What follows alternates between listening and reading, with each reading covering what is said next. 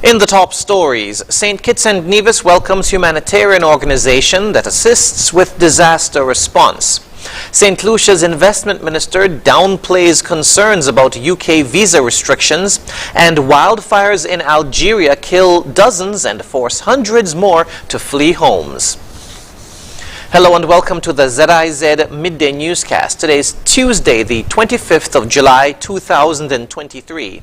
I'm Jason Davis. Nationally, the Federation has officially welcomed a team from Global Support and Development, or GSD, a humanitarian organization whose mission is to rapidly respond to disasters in collaboration with at-risk communities and support them to prepare for future disasters to the Federation.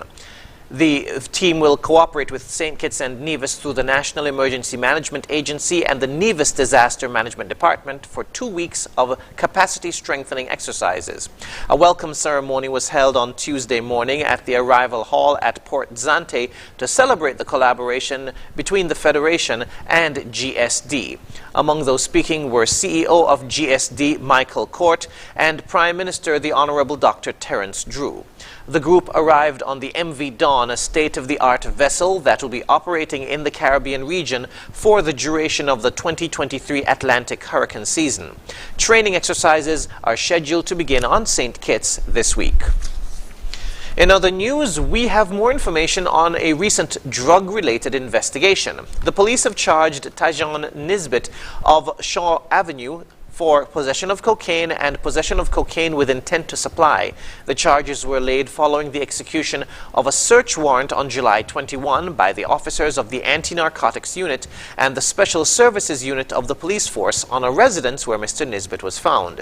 During the search, the officers located 24 pieces of a solid white substance suspected to be cocaine wrapped in foil and a plastic zipper storage bag containing a white powdery substance also suspected to be cocaine. The suspected narcotic was taken into custody and confirmed to be cocaine. Mr. Nisbet was charged at the Sandy Point Police Station on July 23. The Ministry of Small Business and Entrepreneurship has planned a series of community business meetings from July to November. These meetings form part of the ministry's strategy to foster the development of the sector. The intention is to engage potential and existing business persons in discussions regarding the successful establishment and/or continued operation of their business venture. The first in this series of interventions is scheduled for Thursday at the Newtown Community Center at 6 p.m. Presentations will be made by personnel of the Ministry, the Development Bank of St. Kitts and Nevis, the Inland Revenue Department, and the St. Christopher and Nevis Social Security Board. These presentations will provide an overview of the technical assistance offered by the Ministry, financing options of the Development Bank, and how to remain compliant with the Inland Revenue Department and the Social Security Board. Everyone is invited to attend. Moving now to news on the regional scene. St. Lucia's investment minister says despite suggestions to the contrary, St. Lucians are in no danger of having visa restrictions imposed on them because of concerns about the island's citizenship by investment program. Concerns about Dominica's CBI program are believed to be behind the UK's decision to require visas for all Dominicans traveling to or through the country. More in this report. A recent report revealed that Dominican passport holders now need a visa to travel to and transit to the United Kingdom. The visa restriction was imposed on Dominica, Honduras, Namibia, Timor-Leste, and Vanuatu. A recent statement by UK Home Secretary Suella Braverman at the House of Commons stated, quote, "Careful consideration to Dominica's and Vanuatu's operation of a citizenship by investment scheme has shown clear and evident abuse of the scheme, including the granting of citizenship to individuals known to pose a risk to the UK," unquote. With this recent action taken by the UK, there has been widespread speculation that St. Lucia's visa-free access to the territory may be compromised.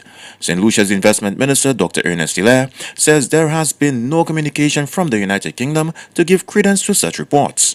The British government issued a statement that clearly stated the actions against Dominica and why they chose to do so. They never mentioned St. Lucia, never mentioned St. Kitts, never mentioned Antigua, never mentioned Grenada. The official source, the British government, said, we're taking action against Dominica. Here is why we're doing it.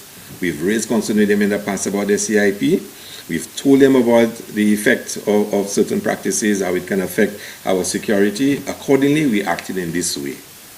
Somebody circulates a story from an unknown source that says Dominica first, then St. Lucia in August, and others in September, October.